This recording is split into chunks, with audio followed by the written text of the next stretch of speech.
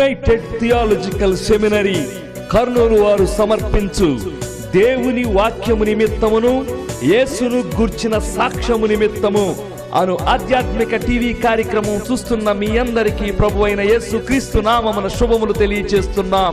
హోషేయ గ్రంథం 4వ అధ్యాయములో దేవుని గూర్చిన జ్ఞానము లేకపోవుట చేత యెహోవా వ్యాజ్యమాడుచున్నాడు అని వ్రాయబడినది.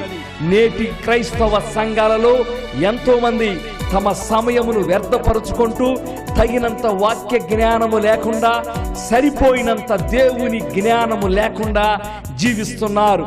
ఈ సమస్యను అధిగమించటానికి, ఈ ఆటంకము తొలగించటానికి దైవజనులు Reverend Doctor KJ Vijay Kumar గారు మరియు Reverend Doctor Shrimati B Mani Manjula గారి ఆధ్వర్యములో గత 14 సంవత్సరములుగా కర్నూలు పట్టణములో ఉచితముగా రెసిడెన్షియల్ కోర్సులు మరియు పరిమిత ఫీజులతో కరస్పాండెంట్ కోర్సులు United theological seminary millennium Baptist church Kurnool నందు నిర్వహించబడుచున్నవి.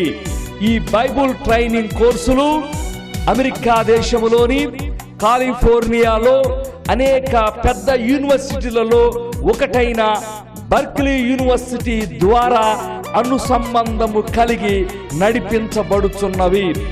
ఈ బైబుల్ ట్రైనింగ్ కోర్సులు తెలుగు మీడియం మరియు ఇంగ్లీష్ మీడియములలో కూడా చేయవచ్చును. ఇంగ్లీష్ మీడియం కోర్సులు 1 సంవత్సరము నుండి 3 సంవత్సరముల కాల పరిమితి. Doctor of ministry DMin, doctor of theology DTh, doctor of philosophy PhD, master of theology MTh, master of divinity MD, master of ministry MMin, bachelor of divinity BD లలో మీరు ఏ కోర్సులోనైనా ఇంగ్లీష్ మీడియంలో చేయవచ్చును. అదే విధముగా తెలుగు మీడియం కోర్సులు 2 సంవత్సరముల కాల పరిమితి. Bachelor of divinity BD, bachelor of theology BTh, bachelor of theology, graduate in theology, Bible knowledge certificates మొదలగు కోర్సులు తెలుగు మీడియంలో అందుబాటులో ఉన్నవి. వివరములకు సంప్రదించండి. మా ఫోన్ నంబర్ 8801015553 మరియు 085182333326. దేవుడు మిమ్ములను సరిపోయినంత జ్ఞానముతో, లోతైన జ్ఞానముతో దీవించునుగాక.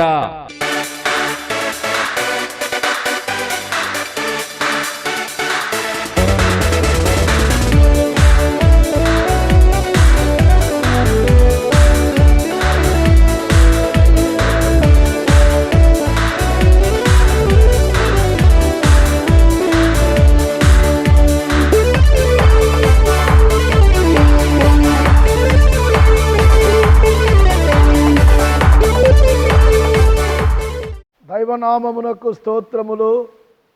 క్రీస్తునందు దేవుని ప్రజలారా, దేవుని అపారమైన ఆయన కృప సంకల్పం మేరకు మిలీనియం బాప్టిస్ట్ చర్చి ఆధ్వర్యములో సిలువబేరి అను ఆధ్యాత్మిక టీవీ ప్రసారములు, అదే రీతిగా సెమినరీ పక్షముగా దేవుని వాక్యము నిమిత్తము, యేసును గూర్చిన సాక్ష్యము నిమిత్తము అనేటువంటి టీవీ ప్రసారం చేయబడుటకు దేవుడు కృప చూపినందుకు దేవునికి కృతజ్ఞతాస్తుతులు చెల్లిస్తూ, దేవుని ఏర్పాటును బట్టి మిలీనియం బాప్టిస్ట్ సంఘములో 2003వ సంవత్సరము నుండి సెమినరీ ఏర్పాటు చేయబడి, ఈ యొక్క సెమినరీ ద్వారా రెసిడెన్షియల్ కోర్సులు, కరస్పాండెన్స్ కోర్సులు నిర్వహిస్తూ ఉన్నాము. అడ్మిషన్లను ఆహ్వానిస్తూ ఉన్నాము. ప్రత్యేకించి మే, జూన్, జూలై మాసములలో అడ్మిషన్లు కరస్పాండెన్స్ కోర్సు కొరకు ఏర్పాటు చేస్తూ ఉన్నాము. ఆసక్తి కలిగినటువంటి వారు తమ విద్యార్హతను బట్టి ఈ బైబిల్ ట్రైనింగ్ కోర్సులు చేయుటకు ఆహ్వానిస్తూ ఉన్నాం. అదే రీతిగా residential course certificate of theology course చేయుటకు 1 సంవత్సరపు బైబిల్ ట్రైనింగ్ కోర్స్ రెసిడెన్షియల్ ఉచిత భోజన వసతులు పొందుతూ ట్రైనింగ్ చేయుటకు ఆహ్వానిస్తూ ఉన్నాం. కనీస విద్యార్హత 10వ తరగతి పాస్ అయి 18 సంవత్సరాల వయసు పైబడి ఆ పైన దేవుడిచ్చిన ఆసక్తిని బట్టి రాయుటకు చదువుటకు ఓపిక ఉన్నవారు కనీసం 70 సంవత్సరాల వారైనను సరే ఈ రెసిడెన్షియల్ కోర్సు చేయుటకు ప్రభు పేరట స్త్రీ పురుషులు భార్యాభర్తలు యువకులను ఆహ్వానిస్తూ ఉన్నాం.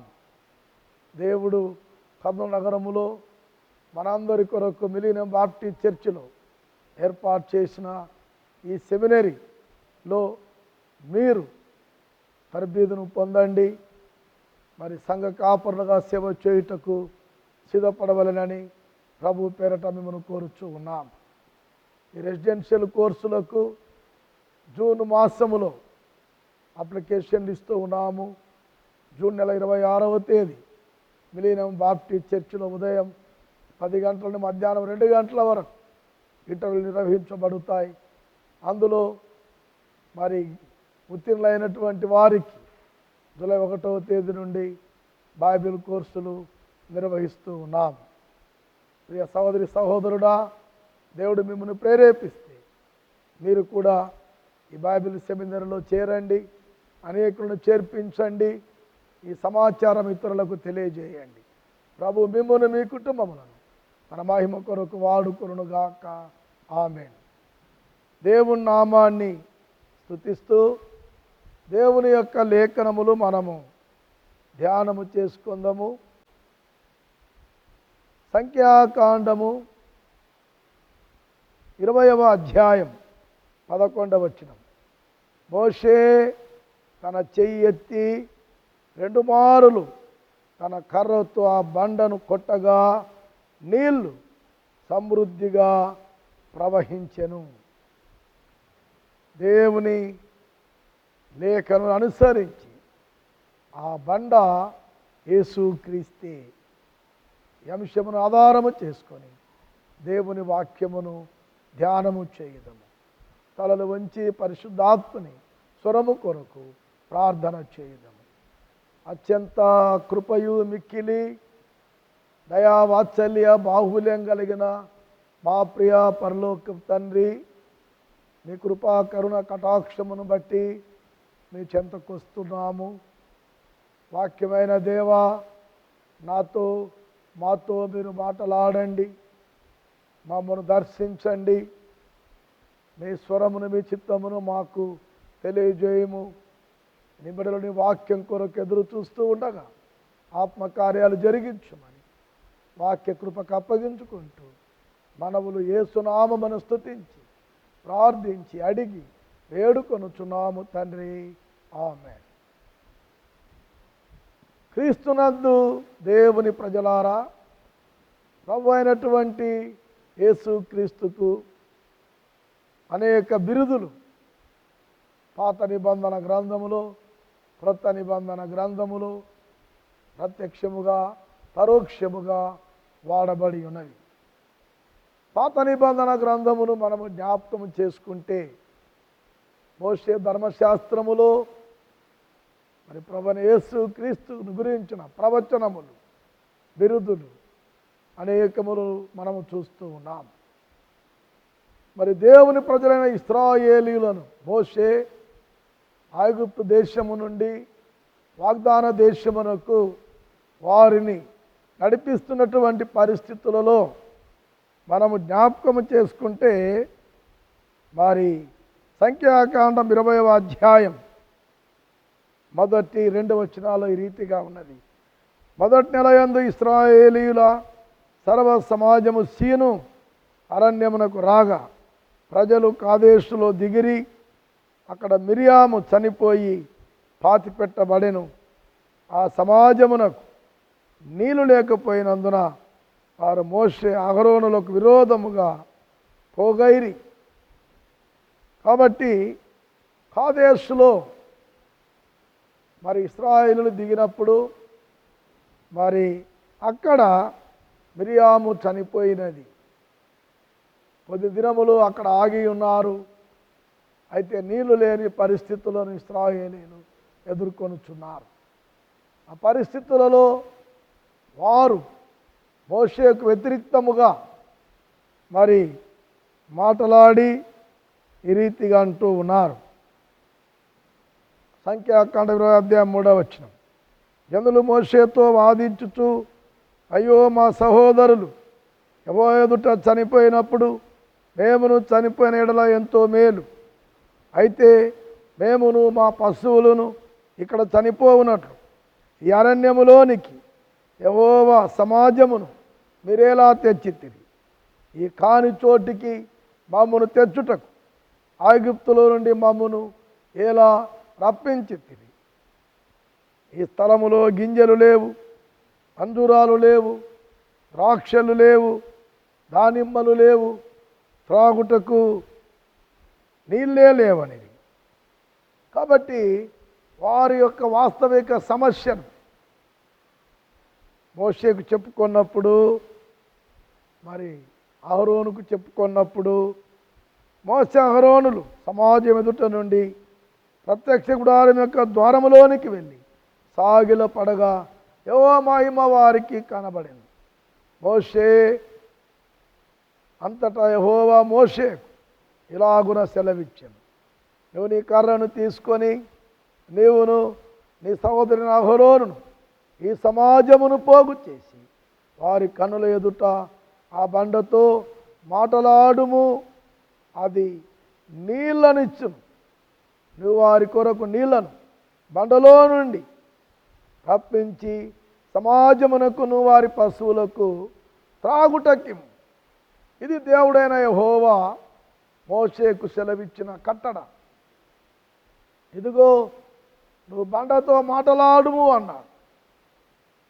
అయితే ప్రియులారా, మోషే ఎంతగానో మరి చిరాకు చెందినటువంటి వాడుగా, చీకాకు పడినటువంటి వ్యక్తిగా ఆయన ఉండి దేవుని ఆజ్ఞకు వ్యతిరేక్తముగా ఆయన చేసిన పరిస్థితి చూచినప్పుడు చూడండి, మనం జ్ఞాపకం చేసుకుంటే 10వ వచనములో సంఖ్యాకాండం 20:10 తర్వాత మోషే అహరోనులు ఆ బండ ఎదుట సమాజమును పోగు చేసినప్పుడు అతడు వారితో, ద్రోహులారా వినుడి, మేము ఈ బండలో నుండి మీ కొరకు నీళ్లు రప్పింపవలెనా అని.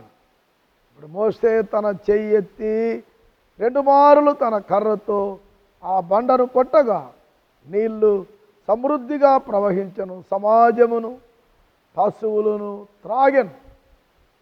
దేవుడు చెప్పినది నీవు ఆ బండతో మాటలాడు. మోషే చేసినది, ఇదిగో దేవుని ప్రజలైన ఇశ్రాయేలీయులను ద్రోహులారా అని వారిని మరి బాధపరిచే మాటలు, హృదయాలను నొప్పించే మాట మోషే మాటలాడి ఉన్నాడు. కాబట్టి సమాజానికి వ్యతిరేక్తముగా మోషే మాటలాడడం, రెండవదిగా దేవుని చిత్తానికి వ్యతిరేక్తముగా ఆ యొక్క కర్రతో ఆ బండను కొట్టడం. మరి ఇక్కడ మనం చూచినప్పుడు దేవుడైతే కృపగలవాడు కాబట్టి మాటలాడవలసినటువంటి ఆ బండను కొట్టినప్పటికీ దేవుడు తన జనులను ప్రేమించి వారికి సమృద్ధిగా నీళ్లను ప్రవహింపచేశాడు. ఇక్కడ మనము బండను కొట్టుట అనేది అప్పటికి వేదనకరముగా, బాధకరముగా మనకు కనిపిస్తూ ఉంది. అయితే ఈ బండను కొట్టుట అనేటువంటిది మనం చూచినప్పుడు ప్రభువైన యేసుక్రీస్తు వారు కొట్టబడుట, మానవుల రక్షణార్థమై ఆయన అప్పగించమన్న రాత్రి నుండి కల్వరి శిలువలో ప్రాణము పెట్టునంత వరకు ఆయన రోమా సైనికుల చేత కొట్టబడ్డాడు, బిడిగుద్దులు గుద్దబడ్డాడు, తొడాలతో కొట్టబడ్డాడు. యూదా మతసభ వారితో 39 కొరడా దెబ్బలు తిన్నాడు. ఇదిగో ప్రభువారు తన ప్రాణం అర్పించినంత వరకు మానవుని రక్షణార్థమై కొట్టబడుతూనే ఉన్నాడు. పిల్లారా, మరి బండ ప్రభు అయిన యేసుక్రీస్తు. బండ అనగానే బలమైనది, స్థిరమైనది, మరి ఎంతో బలము కలిగినది అని మనం చెప్పుకుంటాం. మనం ఇల్లు కట్టేటప్పుడు ఇసుక మీద పునాది లేకుండా ఎవరిని ఇల్లు కట్టారు. ఇదిగో లోతుగా త్రవ్వి బండ పడేంత వరకు పునాదిని త్రవ్వి ఆ బండ మీద మరి పునాది వేయుటకు సిద్ధపడి ఇంటిని నిర్మిస్తారు. ఎంతగా బండ మీద పునాది వేయబడుతుందో అంతగా ఆ యొక్క ఇల్లు గట్టిగా నిలుస్తూ ఉంది అని మనం చూస్తూ ఉన్నాం. కాబట్టి ఈ బండలో నుండి కొన్ని ఆత్మీయ సత్యములను మనము ధ్యానించాలని ఆశిస్తూ ఉన్నాం. ప్రియులారా, ఈ బండ ప్రభువైన యేసుక్రీస్తు. ఈ బండ ఎలాంటి బండ అంటే ఇది స్థిరపరచబడిన బండ. చూడండి, కీర్తనల గ్రంథం మనము జ్ఞాపకం చేసుకుంటే కీర్తనల గ్రంథము 40వ కీర్తన, కీర్తనల గ్రంథం 40వ కీర్తన 2వ వచనం. నాశనకరమైన గుంటలో నుండి, జిగటగల దొంగ ఊబిలో నుండి ఆయన నన్ను పైకెత్తెను. నా పాదములు బండ మీద నిలిపి నా అడుగులు స్థిరపరచెను. నా పాదములు బండ మీద నిలిపి నా అడుగులు స్థిరపరచెను. కాబట్టి స్థిరపరచినటువంటి మరి బండ ఎందరి జీవితములు యేసుక్రీస్తును ఆధారంగా కలిగి కొనసాగుతూ ఉంటాయో వారి జీవితములు స్థిరపరచబడును. ఇదిగో కుటుంబీకులు వ్యతిరేక్తులుగా మారిన, సమాజం వ్యతిరేక్తంగా మారిన, క్రైస్తవ సంఘం వ్యతిరేక్తంగా మారిన వారి జీవితము యేసుక్రీస్తు అనే స్థిరపరచబడిన బండపై వారు కట్టబడుతూ ఉన్నప్పుడు, ఆ బండపై నిలుపబడినప్పుడు ప్రియులారా వారి జీవితము బహు ధన్యకరముగా, ఆశీర్వాదకరముగా ఉంటుంది. ఆయన మన జీవితములను స్థిరపరచినటువంటి వ్యక్తి, స్థిరపరచాడు. అందుకొరకే యెషయా గ్రంథమును చూస్తే క్రిందికి వేరు తన్ని మీదికి ఎదిగి ఫలించుము అంటారు. అనగా స్థిరపరచబడటానికి ఎంతగా ఆత్మీయ లోతుల్లోకి మనం వెళ్ళగలిగితే అంతగా బలాన్ని, పటుత్వాన్ని పొందగలం. మీదికి ఎదిగి ఫలించు. ఆ ఉన్నతమైనటువంటి స్థితిలోనికి మనం ఎదిగినప్పుడు దేవుని గొప్ప కార్యాలు మనం చూస్తాం. ప్రభువైన యేసుక్రీస్తు స్థిరపరచబడిన బండ. అంతేకాదు ప్రభువైన యేసుక్రీస్తు సమీపముగానున్న బండ. చూడండి, నిర్గమకాండము 33వ అధ్యాయం 21వ వచనం. మరి యెహోవా, ఇదిగో నా సమీపమున ఒక స్థలం ఉన్నది, నీవు ఆ బండ మీద నిలవవలెను. నా మహిమ నిన్ను దాటి వెళ్ళుచుండగా ఆ బండ సందులో నిన్ను ఉంచి నిన్ను దాటి వెళ్ళు వరకు నా చేతితో నిన్ను కప్పెదను. కాబట్టి బండ మీద నిలవవలెను.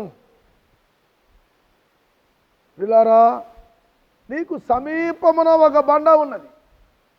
ప్రభువైన యేసుక్రీస్తు వారు ఆయన అత్యున్నతమైన సింహాసనముపై ఆసీనుడైనటువంటి దేవుడు. అయితే ఆ కృపామయుడు నీ కొరకు నా కొరకు పరలోకమును వీడి భూనివాసుల మధ్యకు ఆయన ఏతెంచి ఉన్నాడు. మరి భూజనుల మధ్యకు ఆయన విచ్చేసి ఉన్నాడు. అందుకొరకే ఆయన సమీపముగా ఉన్న దేవుడు తనకు మొరపెట్టు వారికి, తనకు నిజముగా మొరపెట్టు వారికి ఏ దేవుడు ఏ కాలమున సమీపమున లేడు, కానీ దేవుడైనటువంటి ప్రభువు అయిన యేసు వారికి సమీపముగా ఉన్నాడు.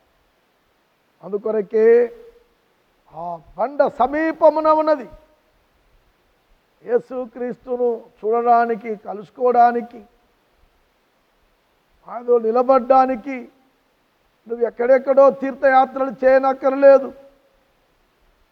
యెరూషలేమునకు వెళ్ళనక్కరలేదు. ఆయన నీకు సమీపముగా ఉన్నాడు. ప్రభువా, నా హృదయంలోనికి రమ్ము, నా జీవితంలోనికి రమ్ము అని ప్రభువును విశ్వసించి హృదయపూర్వకముగా వేడుకొనగలిగితే, పిలువగలిగితే యేసు ప్రభు నీ హృదయంలోనికి ప్రవేశిస్తాడు. ఆయన నీకు సమీపముగా ఉన్న దేవుడు. కాబట్టి ఆ సమీపముగా ఉన్నటువంటి దేవుడు ఇదిగో నిన్ను ఏ రీతిగా ఆయన కాపాడుతున్నాడు అంటాడంటే, అందుకరకే ఆ బండ ఆశ్రయమునిచ్చే బండ. కాబట్టి ఆశ్రయమునిచ్చే బండ. అందుకే అంటాడు, ఆ బండ సందులో నిన్ను ఉంచి నిన్ను దాటి వెళ్ళే వరకు నా చేతితో నిన్ను కప్పెదను.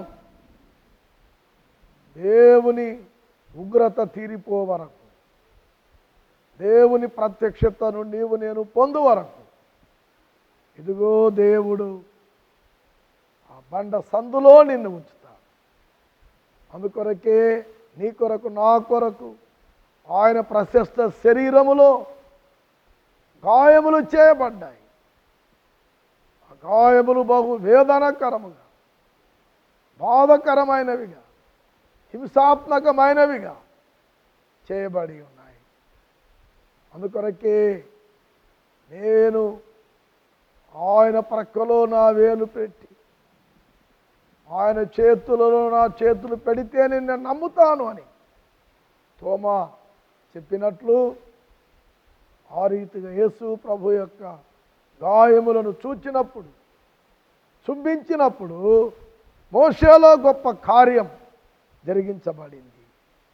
ప్రియ సహోదరి సహోదరుడా, ప్రభువైన యేసుక్రీస్తు వారు నీ నా జీవితమునకు ఆశ్రయమునిచ్చే బండ. అందుకొరకే మొదటి సమూయేలు గ్రంథం 20వ అధ్యాయం 19వ వచనములో ఈ రీతిగా మనం చూస్తాం. 20వ అధ్యాయం 19వ వచనం, నువ్వు 3 దినములు ఆగి ఈ పని జరుగుచుండగా నువ్వు దాగి ఉన్న స్థలమునకు త్వరగా వెళ్ళి ఏసేలు అను బండ దగ్గర ఉండుము. యోనాతాను దావీదుకు చెప్పాడు, ఏసేలు అను బండ దగ్గర 3 దినాలు నీవు ఉండాలి, 3 పగళ్ళు 3 రాత్రులు అక్కడ ఉండాలి. ఇదోగా నా తండ్రి సౌలు యొక్క సంకల్పాన్ని నేను గ్రహించి వచ్చి నీకు తెలియజెప్తాను. కాబట్టి దావీదు కొరకు మరి వెతుకులాడుతున్న పరిస్థితులలో ఏసేలు అనే బండ దగ్గర ఆయన ఆశ్రయాన్ని పొందాడు. పిల్లారా, నేను ఆ జీవితమునకు ఆశ్రయకుడు యేసుక్రీస్తే. అందుకొరకే ఆ కీర్తనలు ఈ రీతిగా ఉన్నది, నా ఆశ్రయ దుర్గము యేసే, నా కోటయు శైలము యేసే, యేసుడే నా రక్షణ, యేసుడే నిరీక్షణ, యేసుడే పరిరక్షణ, నా ఆశ్రయ దుర్గము యేసే, నా రక్షణ శృంగము యేసే. నీ ఆపదలలో, నీ వేదన భరితమైన పరిస్థితులలో పాపము యొక్క దుర్బలు నుండి విడిపించడానికి ప్రభువైన యేసుక్రీస్తు వారు ఒక్కడే ఆశ్రయకుడైన దేవుడు. ఇదిగో కొట్టబడిన బండగా యేసుక్రీస్తుడు నీ కొరకు, నా కొరకు, లోకమంతటి మనుషులందరి కొరకు ఆయన కలవరిలో తన ప్రాణమును అర్పించినంతగా తన ప్రేమను బయలుపరిచి ఉన్నాడు. ఇలా క్రీస్తు అనే బండ, క్రీస్తు అనే బలం నీ జీవితాన్ని స్థిరపరిచేది. ఈ అస్థిర లోకములో స్థిరత్వాన్ని యేసుక్రీస్తు మాత్రమే నీకు ఇవ్వగలడు. ప్రభువా, ఆ స్థిరత్వములో నా జీవితాన్ని నడిపించు అని, నీలో నన్ను స్థిరపరచు అని నువ్వు ప్రార్థన చేయగలిగితే స్థిరత్వాన్ని ప్రభువిస్తాడు. స్థిరత్వం మాత్రమే కాదు, ఆయన నీకు సమీపముగా ఉన్న దేవుడు. ఎవరికి ఏ కాలమున ఏ దేవుడు సమీపంగా లేడు. కాబట్టి యేసుక్రీస్తు ఇమ్మానుయేలుగా నీతో ఉండువాడు, నీలో ఉండువాడు, నీ పక్షముగా ఉండువాడు, నీకు సహాయము చేయవాడు. పిల్లారా, ప్రభువైన యేసుక్రీస్తు సమీపములో ఉన్న దేవుడు. అంతేకాదు, ఆయన నీకు ఆశ్రయముగా ఉన్నటువంటి బండ. పరిస్థితులు ఏ రకంగా ఉన్నప్పటికీ నీ జీవితానికి ఆశ్రయకుడు యేసుక్రీస్తే. కాబట్టి యేసు అనే బండపై స్థిరపరచబడు, సమీపంగా ఉండు, ఆశ్రయించు, నీ జీవితము ధన్యము కాగలదు. ఆ బండ యేసుక్రీస్తే.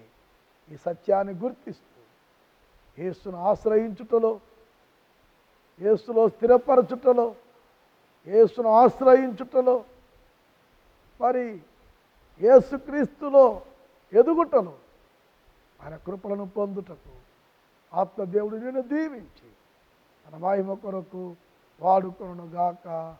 ఆమేన్. తలలు వంచండి, ప్రార్థన చేద్దాం.